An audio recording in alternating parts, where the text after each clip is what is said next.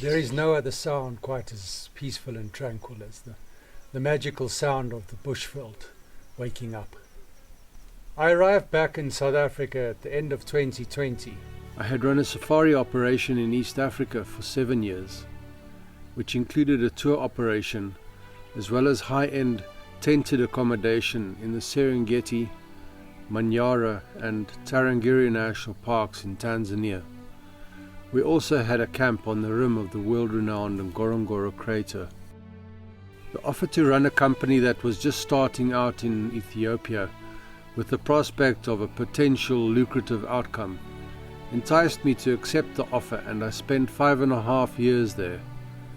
When civil war broke out at the end of 2020, access to places became difficult and the lucrative outcome had turned out to be not so lucrative. One of the things that struck me when I got back was that many of the people that I came across were not optimistic about the future of the country. They were frustrated about many things like the absence of good governance and the condition of the roads, traffic lights that didn't work and that weren't being repaired, electricity outages multiple times a day, and the high levels of most other things like high levels of debt the mismanaged municipalities had gotten themselves into, the high level and openness of corruption, the high level of unemployment, the high level of crime, and just how uninvestable South Africa had become. What I was also hearing a lot of was that many of the recently qualified youngsters I had spoken to were either leaving the country or had dreams and aspirations across the waters, where they felt that their futures were more secure elsewhere. One cannot deny the fact that South Africa is truly one of the most beautiful countries in the world.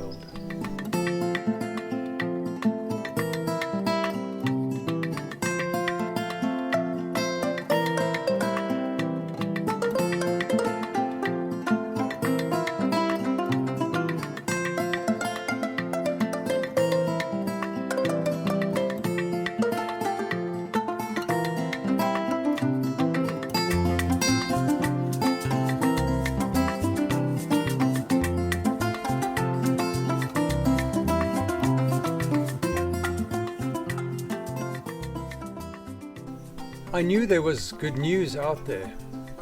There are those inspiring and innovative people that are doing an enormous amount of good work and making a positive contribution. I felt that I wanted to find these people, the people with the can-do attitude and those that are making a difference, the people that are uplifting others, and then film and document their stories to share with the rest of the country and the rest of the world.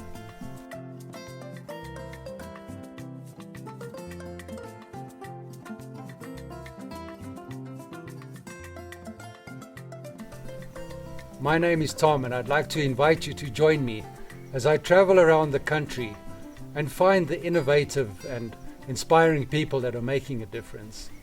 And let's hear their stories.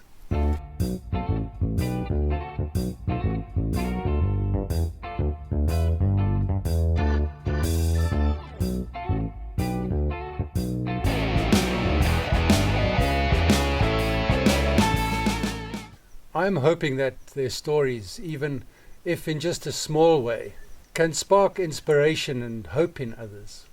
My hope too that through exposure on the channel and by showcasing some of the ideas and initiatives that these people have, others that can help and support will jump in and give assistance so that these people and their ideas and initiatives can reach their full potential. My plan was to not have a plan, to just choose a place randomly and see where that would lead to.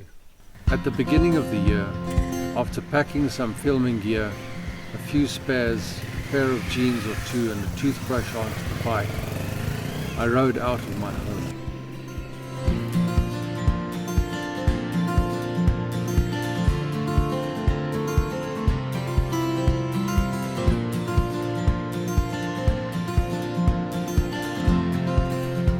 through the residential suburbs that lie to the west of Johannesburg. And after dodging the morning traffic, I was traveling down the Krugersdorp hill and out onto the country roads that would take me north to a small mining town in the far northern reaches of the Limpopo province called Thabazimbi.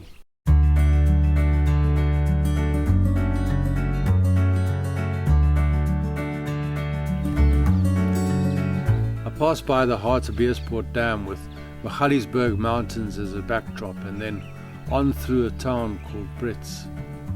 Some distance further down the road, I went past a place called Beesterkraalstasie. It looked interesting, so I had to turn around and take a closer look. Lynette, the owner, had in 2005 started this little enterprise and has built a bar, a shop and a restaurant. The place is packed with signs and antiques, collectibles and 1,000 other interesting things.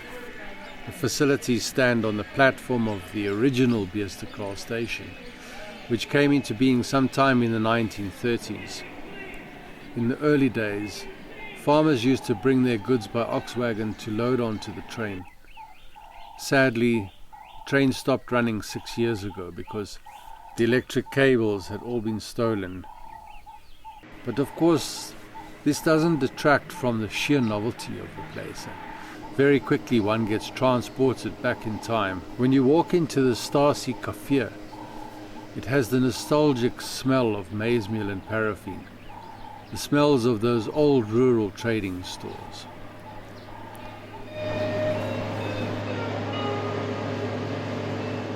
The bar is full of character and it seems that you have to write your name on the wall before leaving.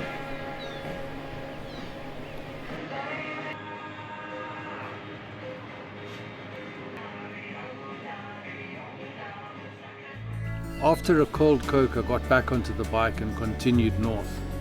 The further north I drove, the more it became the real bushveld, and after some time I saw the mountains of Thabazimbi on the horizon, and before long I was driving into the town.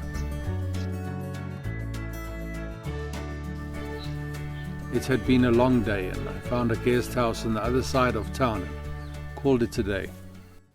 The next day I ventured into town to speak to some folks. Everyone that I came across told me that there was something that I should try and see, and they pointed me in that direction.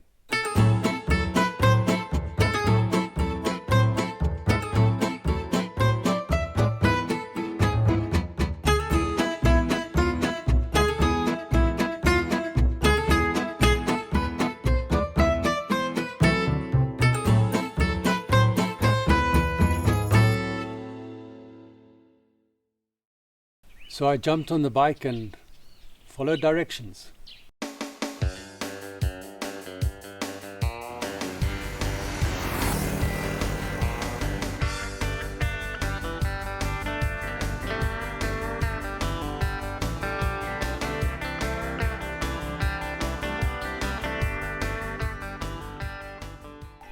After about a 20-minute ride, I was pulling up in front of the gate. Tessa invited me in and showed me around. I learned that from the informal settlements that lie not too distant from Thabazimbi, job opportunities are scarce. The people live in extreme poverty.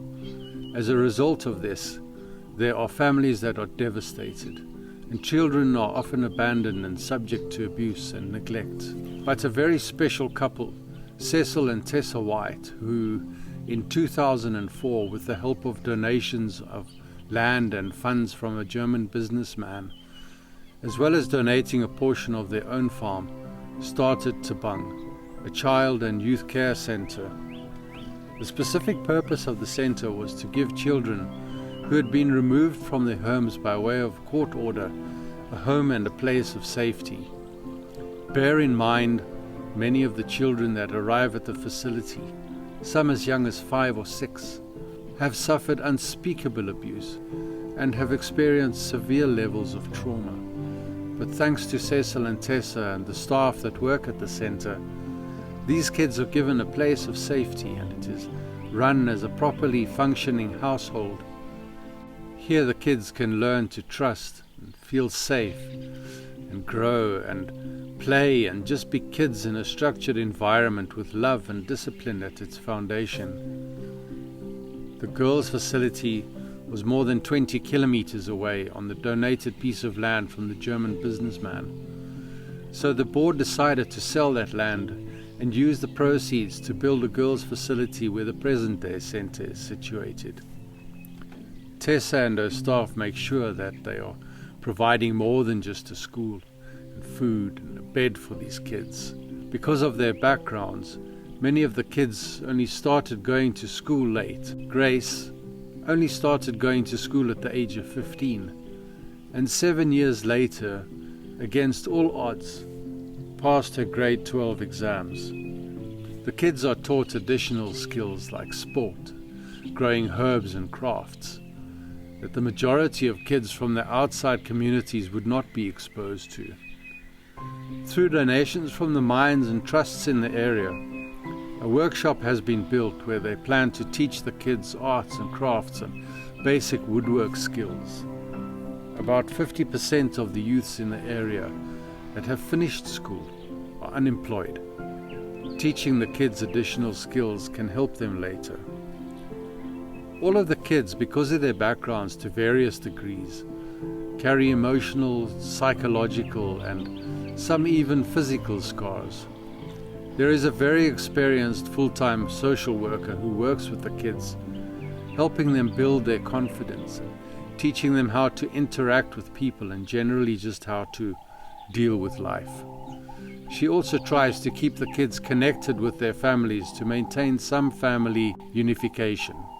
The kids are encouraged to do their own washing and keep their rooms tidy, and this teaches them some basic life skills.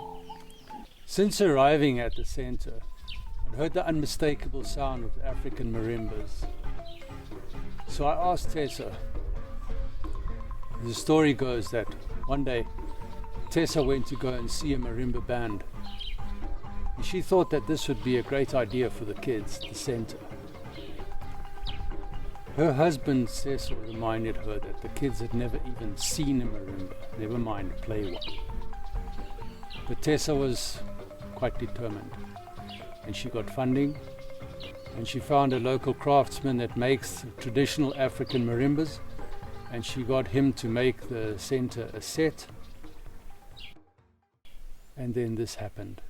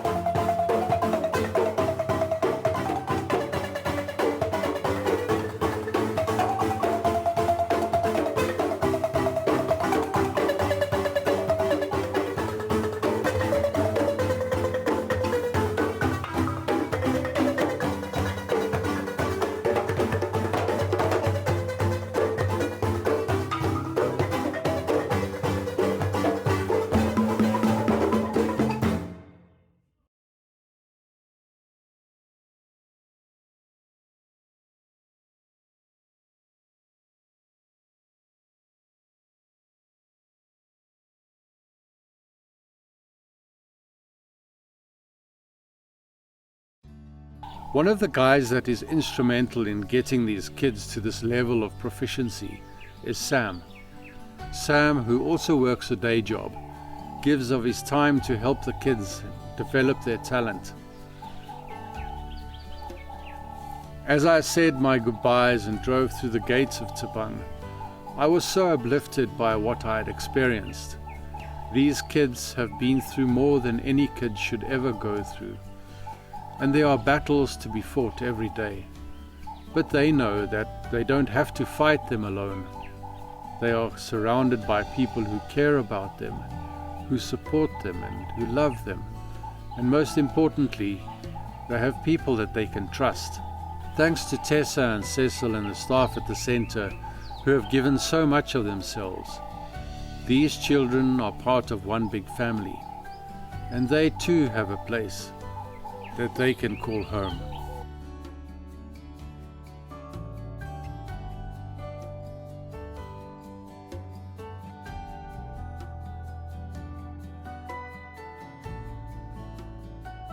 If you feel that you may have skills that you'd like to share with the kids at Thabang, or maybe to go and volunteer there, or simply give a donation to help them out, I've left a link in the description below. Join me next time when I meet two extraordinary people who are doing some very interesting things. Until then, keep striving and be kind. Sometimes all you need is a companion, a friend to be there, someone who brings you light and hope, someone to hold your hand. Your investment can change a life forever. Visit guidedog.org.za to make a difference.